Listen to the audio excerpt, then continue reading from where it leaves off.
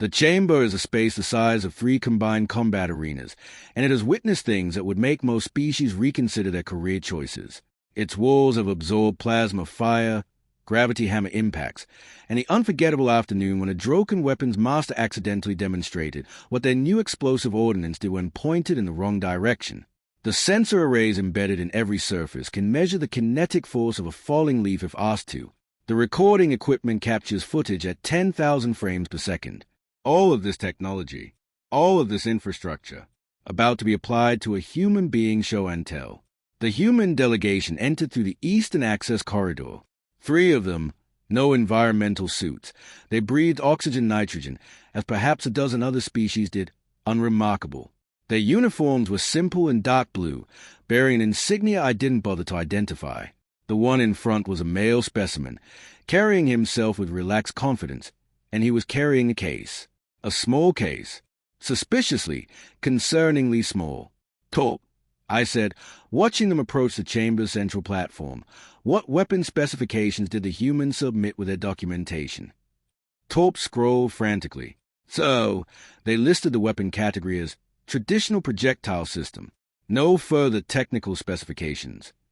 No energy output ratings. No material composition breakdown. No yield calculations. No, sir. Just traditional projectile system." Vila was leaning toward the viewing port, her 4 eyes running independent analyses. "The case is far too small for any conventional firearm. If it's an energy weapon, it's an exceptionally compact design. The dimensions suggest, I interrupted, settling into my observation chair, that whatever is in that case isn't going to do anything worth recording at 10,000 frames per second.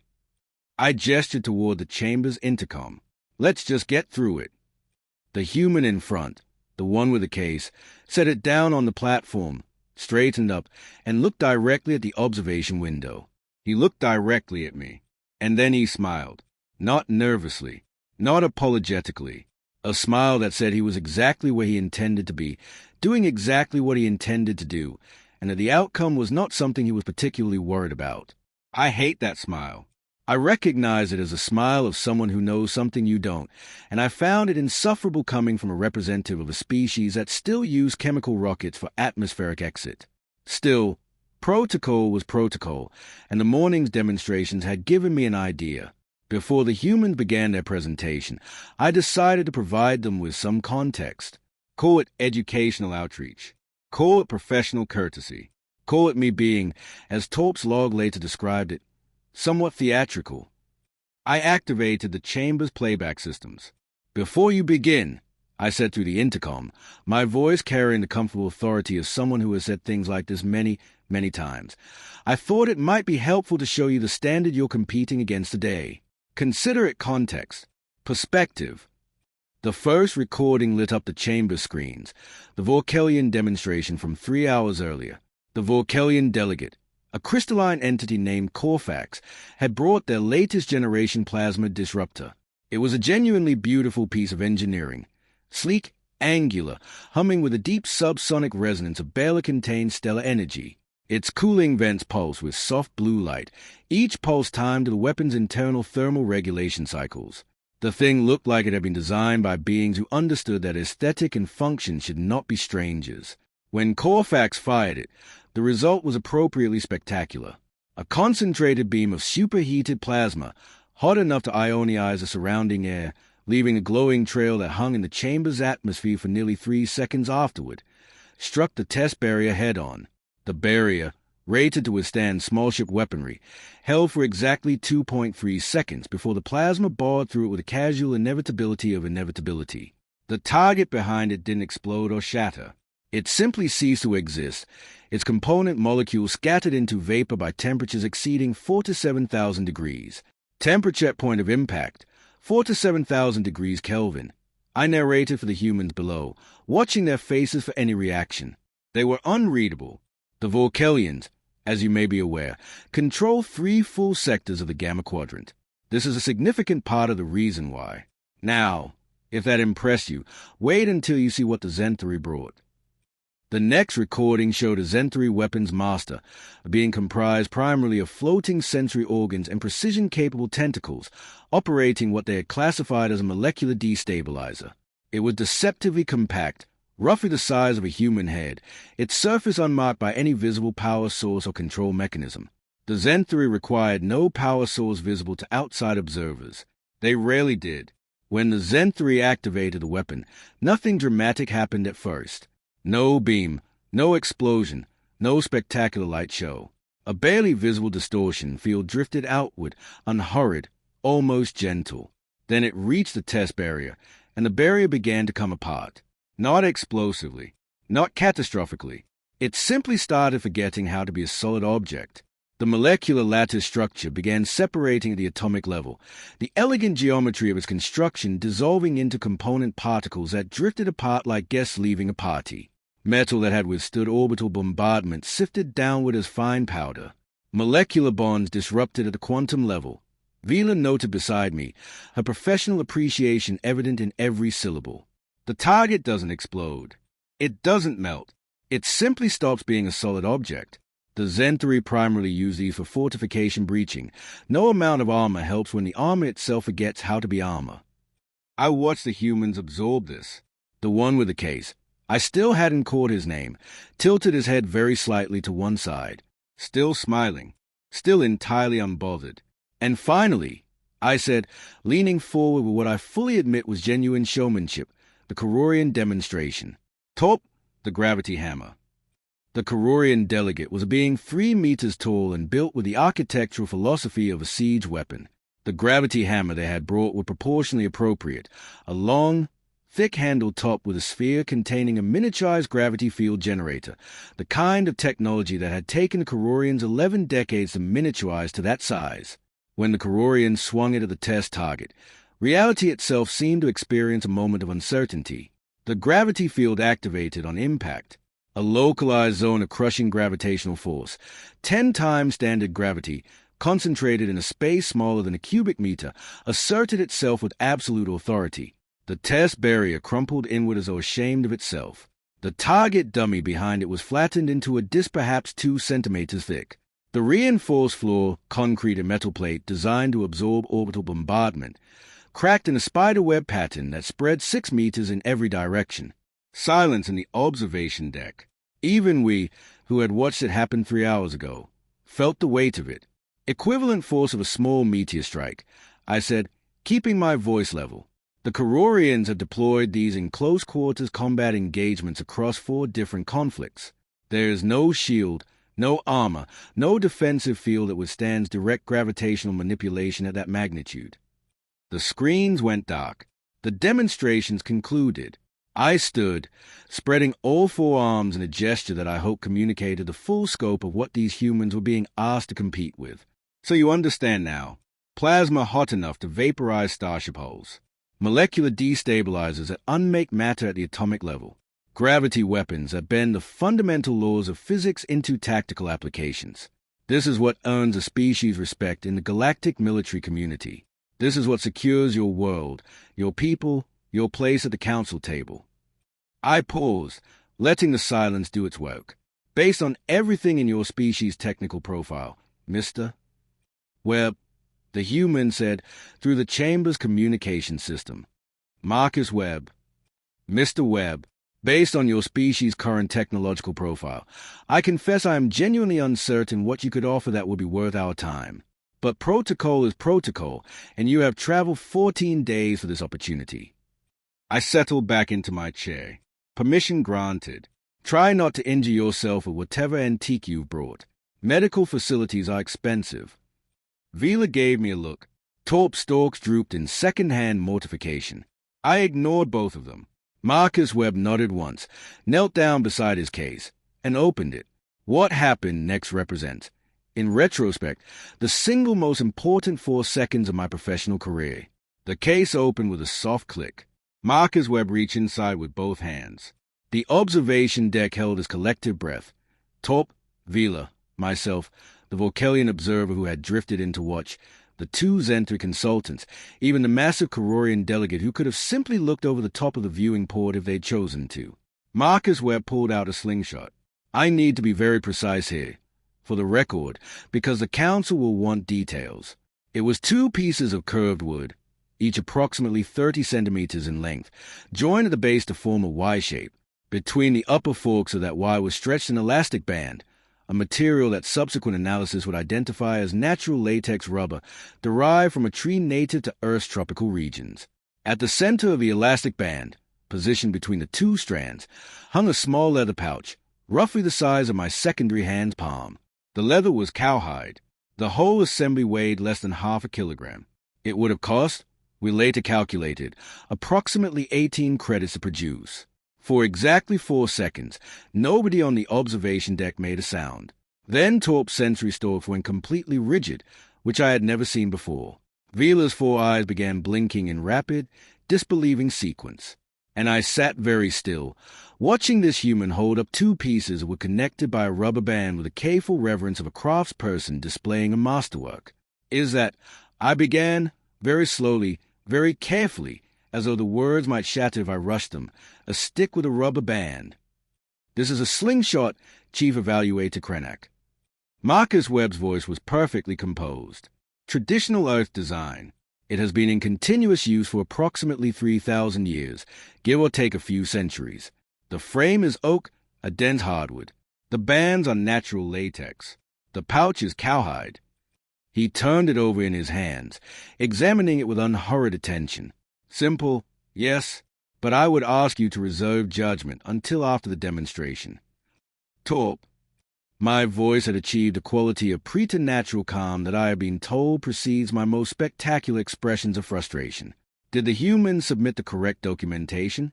Is there any possibility this is some kind of elaborate cultural presentation rather than an actual weapon? Torp was scrolling through his datapad with the speed of someone trying to outrun bad news. So, the documentation clearly states traditional projectile system, and technically, sir, this does technically qualify as. Technically. I stood up fast enough that my chair scraped against the observation deck floor. Technically is doing an enormous amount of work in that sentence. Torp, you know what else is technically a projectile system?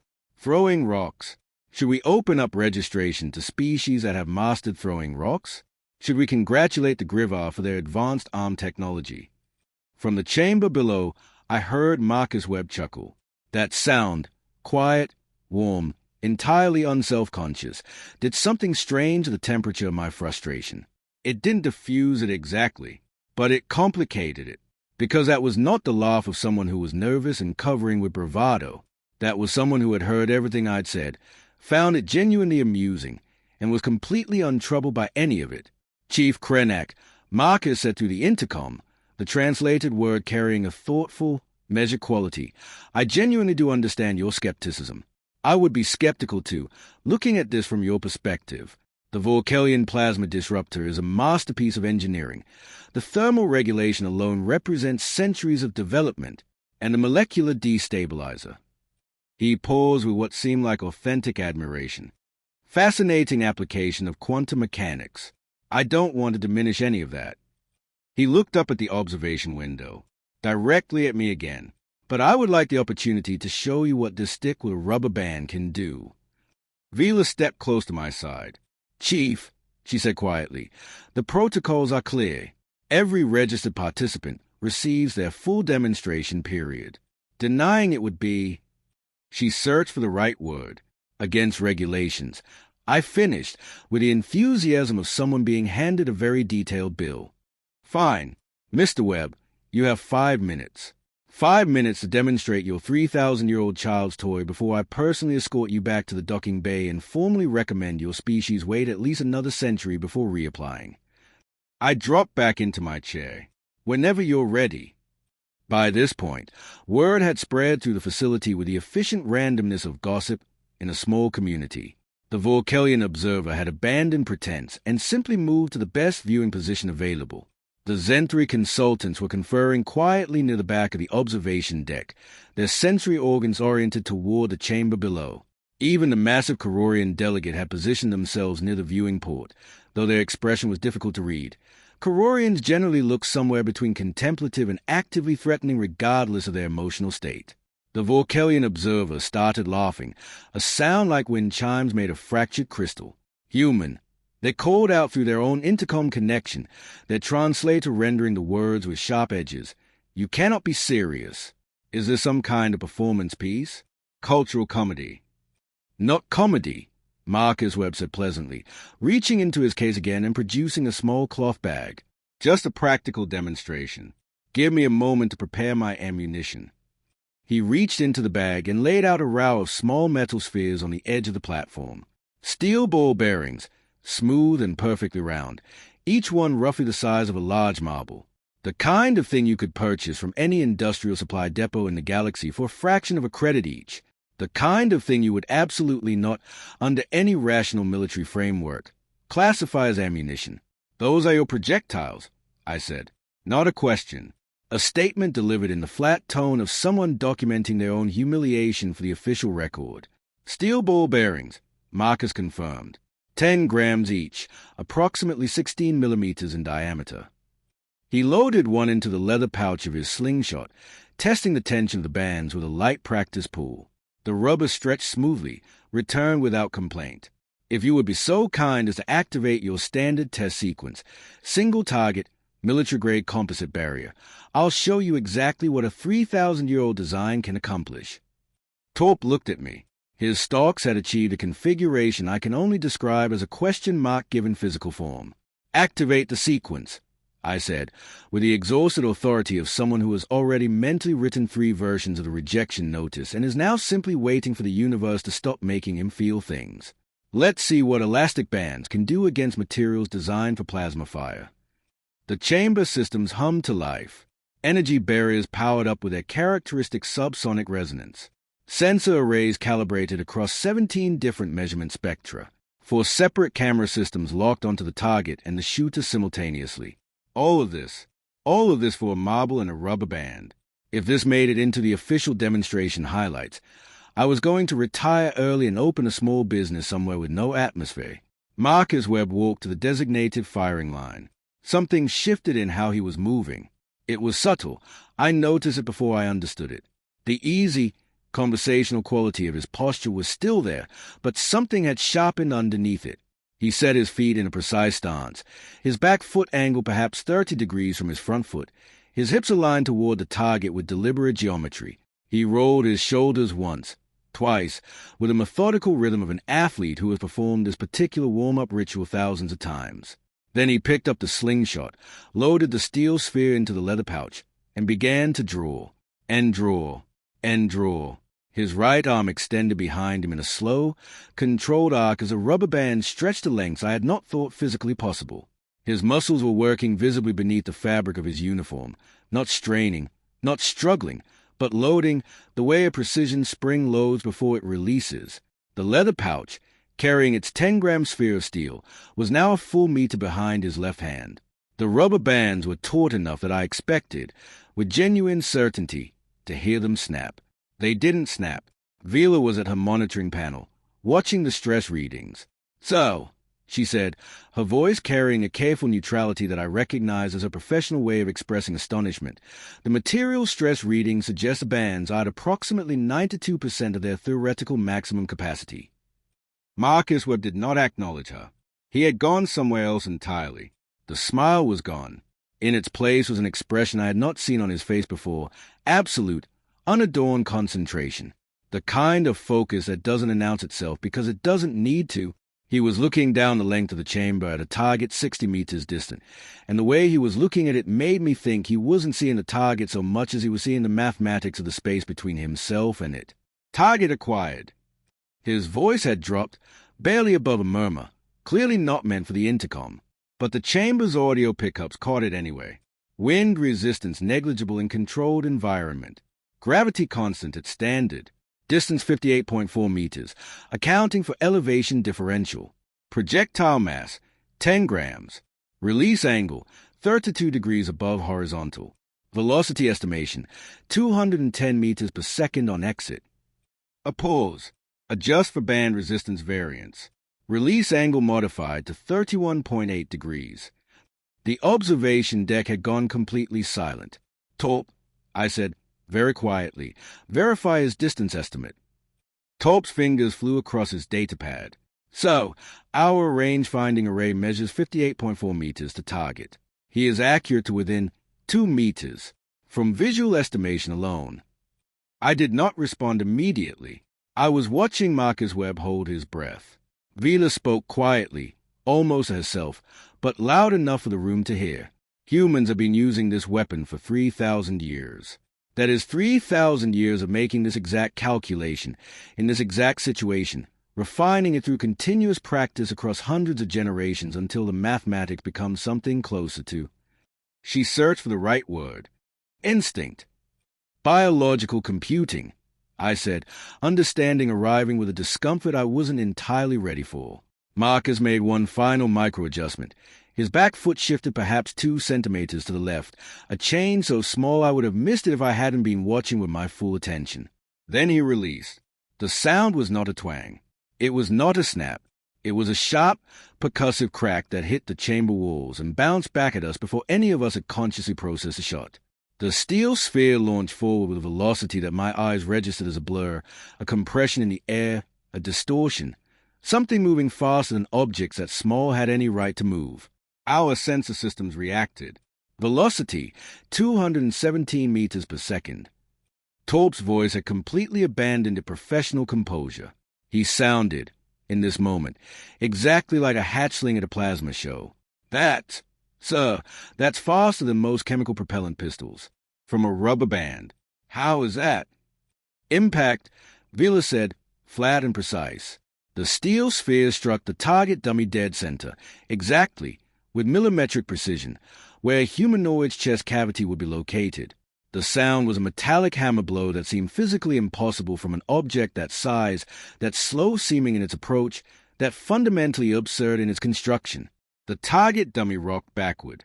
Then a crater appeared in its chest. Military-grade composite polymer and metal alloy, compressed and punched inward, a whole 4 centimeters in diameter bored clean through the material as though it had decided to stop existing at that specific point. Kinetic energy transfer, I said, keeping my voice steady through an act of will. Torp, what are we reading? Approximately 230 joules of kinetic force. So, penetration depth. He stopped. What? So, the projectile didn't stop at the target. I leaned forward. What do you mean it didn't stop? I mean, it went through the target. So, sensors show continued trajectory beyond the primary strike point. It's... Torp's stalks went fully rigid for the second time in one afternoon. It's still moving. Through the reinforced viewing port, I watched what happened next with the focused attention of someone who has permanently lost the option of not paying attention.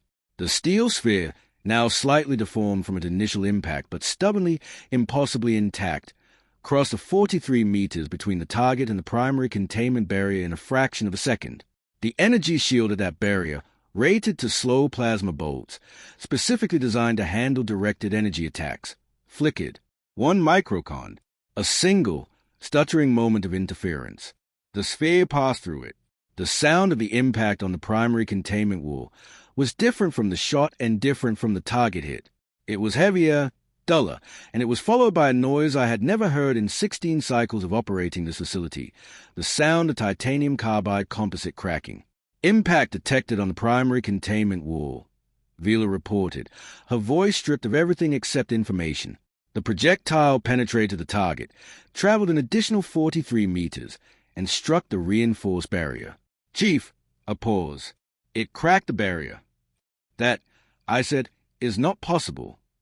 I am looking at the sensor data, Vila replied, with the calm of someone who has decided that if the universe wants to be impossible, she will simply document it accurately. That barrier is 15 centimeters of titanium-carbide composite.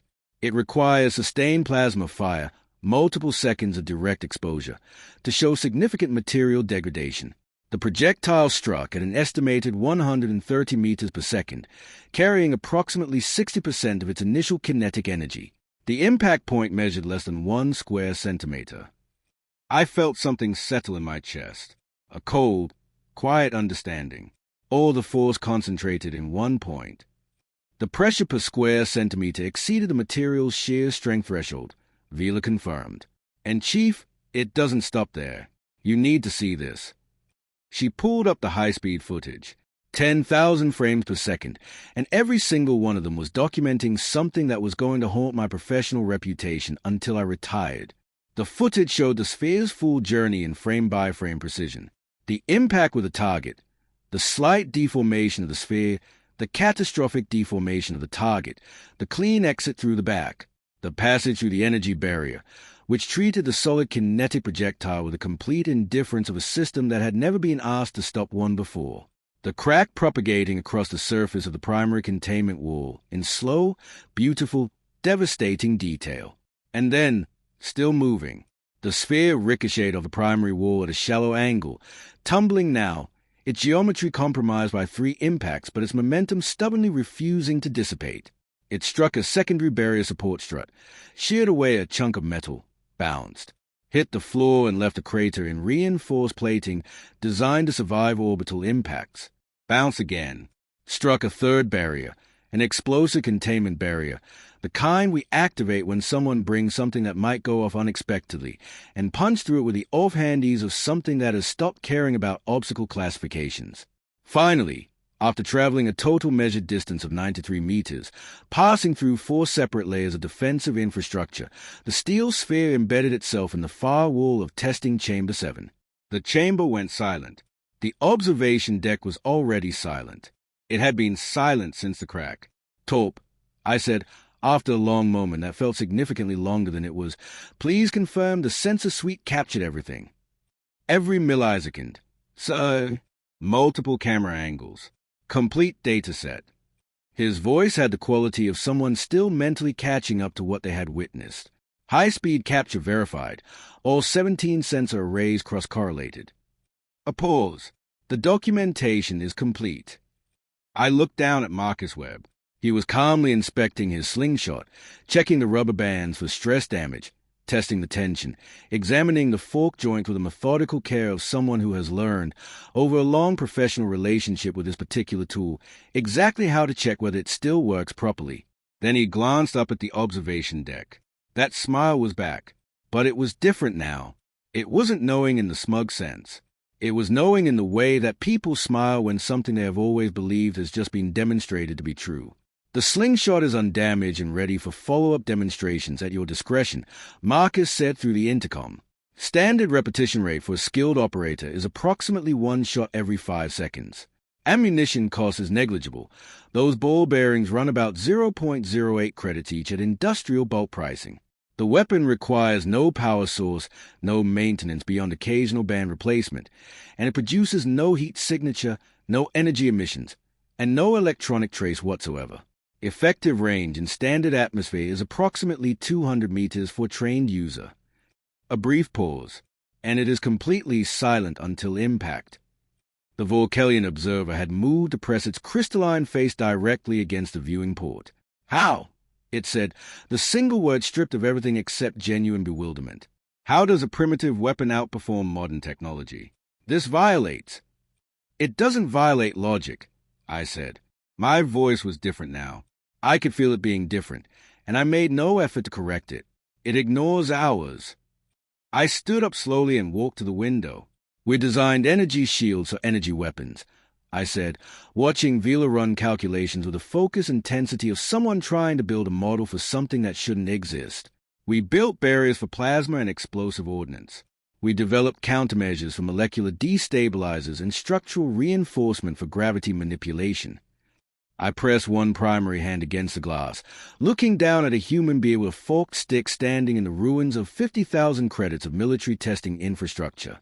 "We built walls to stop cannons, and somewhere along the way, we forgot about arrows." Nobody said anything, because there was nothing to say that wasn't contained in what we were all already thinking. The hour that followed was control chaos, and I use the word control with generous imprecision. Repair drone swarms descended on Chamber 7 with the organized urgency of a crisis response team, because that is what it was. Vila's technical team extracted data from every sensor, every camera, every surface of the chamber simultaneously. Torp fielded documentation requests from 3 separate departments, all of whom had been monitoring the demonstration remotely and were now demanding explanations with varying degrees of agitation. The Galactic Military Council's liaison office had already sent 2 preliminary inquiries by the time I reached my own desk. I sat down with the preliminary report and stared at it. The numbers were not going to become less extraordinary by being stared at. I knew this from experience. "Walk me through the mechanics," I said, as Vila arranged herself before my desk's holographic display, projecting a frame-by-frame physics analysis of the shot.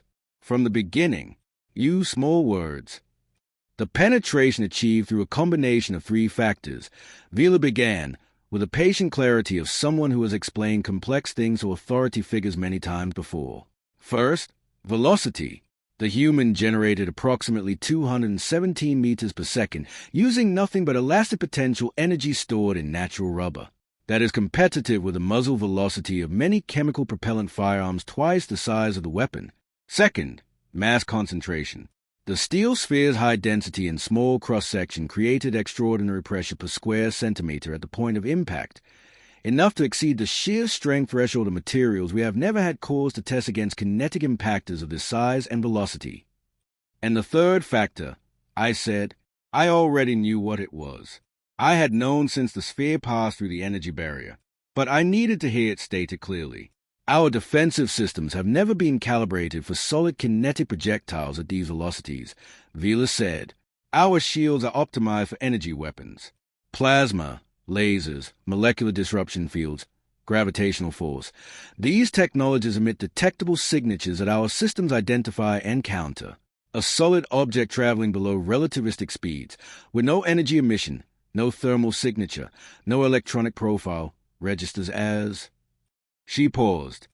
As atmospheric debris, as something to be filtered out, not blocked. I rubbed my nasal ridge with both primary hands. We built sophisticated defensive systems to stop everything we were afraid of, I said, and in doing so, we stopped thinking about the things we weren't afraid of. Yes, so... Torp appeared in the doorway, carrying the weight of multiple bad news items with the expression of someone trying to decide which one to deliver first. So, the repair estimate for Chamber 7 is 53,200 credits. Also, the Vorkelian Observer has formally requested additional observation time for further human demonstrations.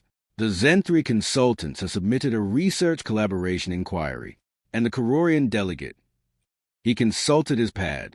Wants to purchase 6 slingshots for field testing. Of course they do, I said. I said it without sarcasm. That surprised me, I think, more than it surprised Torp. Because here was the thing that was quietly reorganizing my understanding of the afternoon.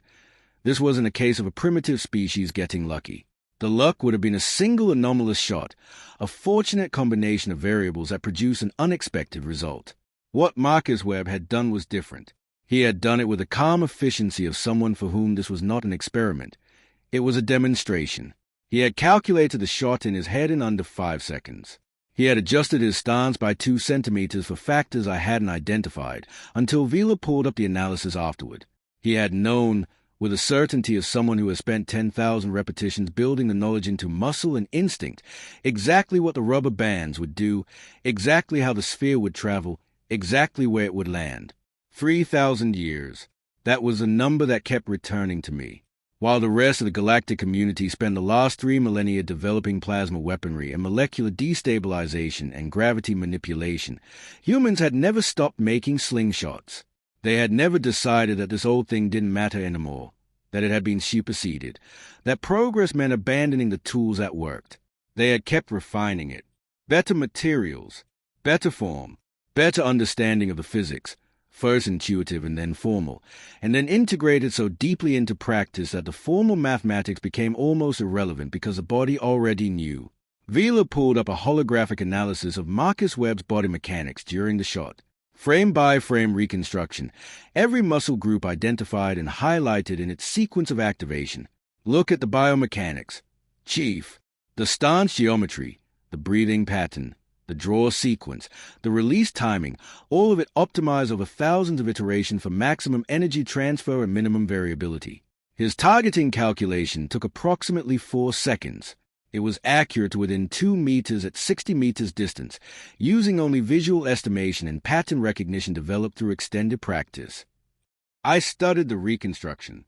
A biological targeting computer, I said, running on experience instead of electronics. And according to his post-demonstration interview, Vila continued, basic proficiency with this weapon requires approximately 20 hours of practice. Competent marksmanship, the level he demonstrated today, develops in around 100 hours. The weapon requires no power, no maintenance facility, no supply chain beyond steel ball bearings, no specialist operator training beyond physical practice. She paused, and it can be built from materials available on virtually every inhabited planet in the galaxy. The silence in my office was different from the silence of the observation deck. This one had weight to it, the weight of implications. I stood and walked to the window, looking out over the testing center's main complex. Dozens of species, all of them here with their finest engineering, the most sophisticated technologies, the products of civilizations that had been spacefaring for centuries or millennia. And a human had arrived with an object made of wood and rubber and sat them all down to reconsider their assumptions.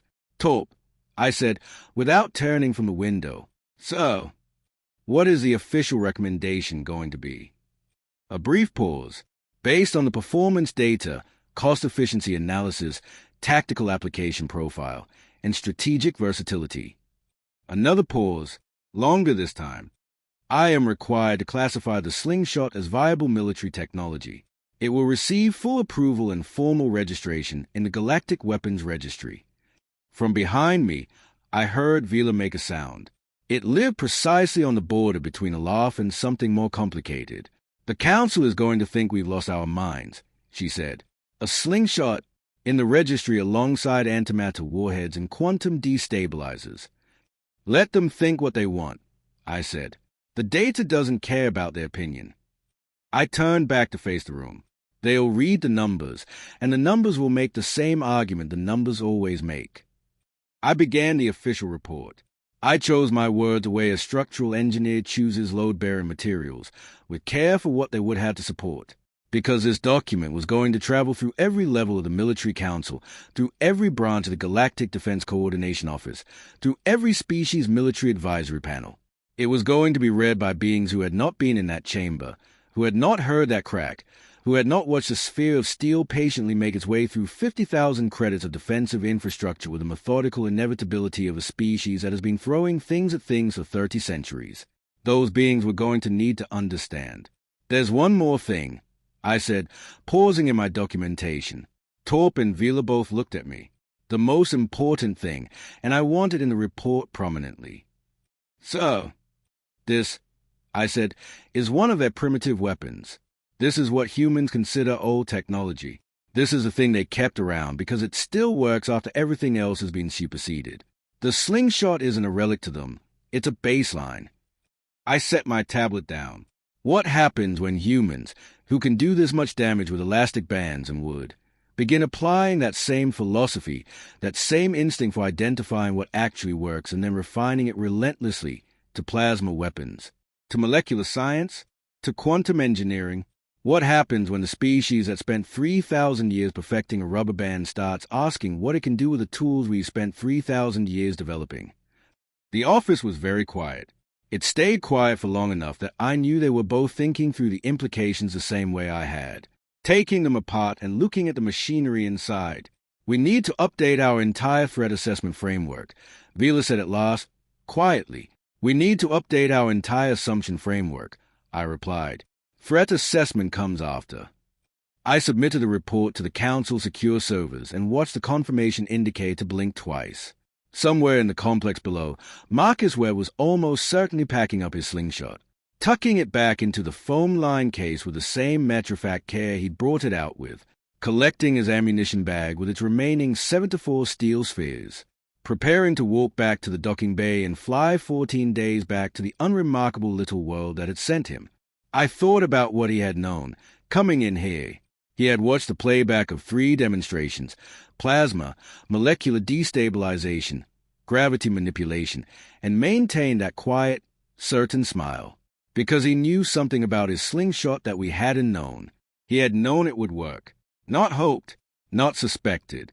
Known, with the confidence of 3,000 years of evidence accumulated in muscle memory and institutional knowledge in the long, patient tradition of people who had looked at a fork stick and an elastic band and decided, this is worth keeping. He hadn't come here to embarrass anyone. He had come here because humans, 8 cycles into Galactic membership, had done an assessment of their own, had looked at what they had, looked at what the galaxy had, and asked themselves, what do we bring that is genuinely ours? What works so well, so reliably, so fundamentally, that it warrants being shown? And someone had said, the Slingshot, and someone else had said, yes, actually. I made my way down through the facility toward the main exit. Word had spread. It always does in a place like this, where the walls are full of people who evaluate weapons for a living and therefore tend to notice when something unusual has happened. I passed clusters of evaluators from a dozen species, their conversations fragmenting the air around me. The humans, the elastic band, the chamber wall, the number of berries, the cost. I pushed through the main exit into the vast dome space where the facility met the crater's interior, and the stars were visible through the observation glass above, scattered across black in their usual indifferent arrangement. Somewhere in that view, invisible at this distance, was a small blue planet in an unremarkable system at the edge of an unremarkable spiral arm. 8 cycles ago, we had welcomed them, condescendingly, warmly, as you welcome someone you intend to remain fundamentally superior to. I was beginning to understand that the condescension had been a mistake of proportion. We had looked at humans and seen their technology, their rockets, their projectile weapons, their early energy experiments, and categorized them by what they lacked relative to us. We had never asked what they had that we were missing. We had never considered that the gap might run in both directions. Chief Krenak. I toned. Marcus Webb was there, flanked by his 2 colleagues, his case hanging easily from one hand. He looked like someone who had just had a pleasant and moderately eventful afternoon. His expression held no performance of victory, no theater of triumph. Just a person, standing in a corridor, in the aftermath of something that had gone more or less as he'd expected. Thank you for the fair evaluation, he said. And for the demonstrations, genuinely.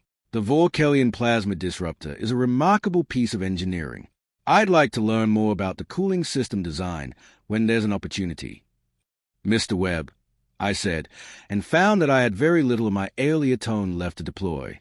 It had gone somewhere, like the energy the rubber bands had stored and then released. Something tells me this is just a beginning. He nodded. Probably. We tend to bring more every time someone gives us a chance to show what we've been working on. He shifted the case slightly in his hand. For what it's worth, we're not trying to prove anything. We're just trying to participate. I believe you, I said, and discovered that I meant it, although I'll note that participating in the way you did today has given the Galactic Military Council a significant amount to think about. That smile appeared again, quieter this time, warmer, not the knowing smile of someone running an operation, just a smile of someone who has done something they care about and done it well. We've been surprising each other for 3,000 years, he said. We've gotten reasonably good at it. He extended his free hand, the human greeting gesture I recall from the species file, signifying goodwill and non-aggression. I met it with my primary hand. The shake was brief and firm. Then he walked past me toward the docking bay, his 2 colleagues falling into step beside him, the case swinging casually at his side. I watched him go. That case, that small, unremarkable case. Inside it, a forked stick, 2 rubber bands, a leather pouch barely larger than my palm. The distilled product of 3,000 years of a species looking at what they had, deciding it was worth keeping, and making it as good as it could possibly be. The thing that terrified me, not the destructive capability, not the cost-efficiency ratio, not the penetration data, was a philosophy, the patient, iterative, unsentimental commitment to what works. Humans had survived on a planet where everything was trying to kill them, and they had emerged from that not with an arms race against nature, but with something subtler and more durable, an understanding that simple, reliable, and effective beats complicated, expensive, and impressive almost every single time, and that the oldest solutions are often old because they have earned their age. I updated my personal files before I reached my office. Species, human, threat level, Recalibrate from first principles. Note, their ancient technology is as effective. Do not be present when they get creative with modern tools. And then, because it needed to be said clearly somewhere in the official record, I added one more line to the report, a line I made sure was in the executive summary, visible to every member of the council who would read the document. We were outperformed today not by superior technology, but by superior wisdom about what technology is for. The humans did not bring their best weapon. They brought a weapon that still works. There is a distinction, and understanding it is now a matter of galactic strategic priority. I submitted it and sat back. Outside my window, the stars remained exactly where they had always been. Somewhere among them, a small ship was beginning its 14-day journey home, carrying 3 humans and a slingshot and the knowledge that they had come to the most rigorous weapons evaluation center in the galaxy and passed. Not because they had the best technology, because they had never forgotten what technology was supposed to do. Never underestimate the humans. The galaxy had just learned that lesson at a cost of 53,200 credits and a complete restructuring of its military threat assessment framework. And somehow, I had the feeling we had only just begun to learn. As documented by Chief Weapons Evaluator Krenak, Galactic Weapons Testing Center, Thoraxis Prime. I have seen a lot in 16 cycles. That is not boasting. It is simply the occupational reality of running the most rigorous weapons evaluation program in the known galaxy. I have watched crystalline beings detonate miniaturized supernovas in controlled chambers. I have stood behind reinforced titanium-carbide glass while gravity weapons folded space like wet paper. I have filed the incident report for the quantum fragment that very nearly split the dead moon of Thoraxis Prime in half, which, I assure you, generates an extraordinary amount of paperwork. I thought I had seen everything. I was wrong. Catastrophically, humiliatingly, unforgettably wrong. And I have decided to document the entire affair with full transparency, because the Galactic Military Council deserves to understand exactly how a species that achieved faster-than-light travel a May 8 cycles ago walked into my testing center with a forked stick and a rubber band, and walked out having rewritten military doctrine for the entire galaxy. Let me start from the beginning. The morning of the evaluation began the way most mornings at the testing center do, with disappointment arriving in bulk, efficiently scheduled and precisely catalogued. The facility itself is a monument to galactic military seriousness. Carved into the igneous bones of Thoraxis Prime's dead moon, the testing center comprises 47 individual chambers, each one engineered to contain the kind of weaponry that could reduce a city district to glowing rubble. The walls are titanium-carbide composite, 30 centimeters thick. Energy dampening fields run through every surface. Sensor arrays calibrated to the molecular level line every chamber from floor to ceiling. We have emergency containment systems for scenarios we hope will never occur. We have redundant backups for those systems. We have backups for the backups. We spare no expense here because once, long ago, someone brought a quantum fragment without proper documentation, and the subsequent near catastrophe required 3 weeks of structural repair and a legal dispute that is still, technically, unresolved. I was standing on the central observation deck, all 4 of my arms arranged in the posture I have unconsciously adopted over the years, primary arms holding my data tablet, secondary arms crossed behind my back, the whole arrangement broadcasting I am deeply unimpressed of anyone who cared to read it. My assistant, Torp, a nervous young Phylaxian 3 cycles into the job, stood beside me with his sensory stalks twitching in that particular pattern that meant he was either excited or anxious. With Torp, the 2 states were functionally indistinguishable. "Chief Krenak," he said, his translator doing its best with a warbling quality his species' voices take on under stress. "The schedule shows 17 more presentations this afternoon." "Wonderful," I replied with the warmth of deep space. 17 more opportunities to be disappointed before dinner. Has anyone brought anything remotely interesting, or are we going to spend the remainder of the day watching slightly modified blasters fail to penetrate standard barriers? Torp's stalks drooped in a way that answered my question before his mouth did. The morning session had been, in a word, tedious.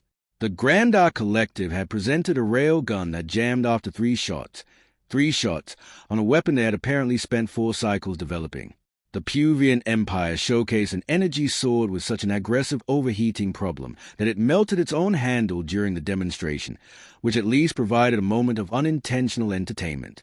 And the Kryn delegation, bless their optimistic hearts, had unveiled something they called the Devastator Cannon, a name so dramatically oversized for the weapon itself that I genuinely felt embarrassed on their behalf when it left barely a scorch mark on our standard test barriers. I had already begun mentally composing the rejection notices. They were, depressingly, becoming a template. Vila approached from my left, my lead technician, a Corinian with 4 eyes that catalogued everything with the patient efficiency of industrial scanning equipment. She moved with the brisk certainty of someone who had never wasted a motion in her professional life, which I respected enormously. "Chief, the next demonstration is ready," she said, glancing at her own tablet. "It's the Human Delegation." The words landed in the air between us with a quiet thud of something nobody particularly wanted to deal with. Humans. I felt my throat sacs deflate slowly, releasing a sound that Torp would later describe in his personal log. I know because I read his personal log, occupational prerogative, as the noise Chief Krenak makes when the universe has personally offended him. "The primitives," I said, pulling up their file on my tablet. "From that unremarkable little system in the outer arm. The ones who achieved faster-than-light travel. What was it, 6 cycles ago?" 8 cycles, so... Torp corrected, then immediately reconsidered the wisdom of doing so when I turned to look at him. His stalks flattened against his head. 8 cycles, which is of course still very recent. You are absolutely right to be. 8 cycles, I said, returning to the file. Still infants by Galactic standards. Their military technology profile reads like a history lesson for species that haven't yet discovered plasma, primarily kinetic weapons, chemical propellants, some early directed energy experiments. The application notes describe their submission as a traditional projectile system. I looked up at Vila. Traditional projectile system. Yes, so they have traveled how far for this? 14 standard days at their best achievable speed. I set my tablet down with more care than I felt. Protocol requires we give them their demonstration slot. It does, Vila confirmed, in the tone she uses when she is technically agreeing with me while simultaneously suggesting I'm being uncharitable. Then let us get this over with, I said, and made my way down to the observation deck overlooking Testing Chamber 7.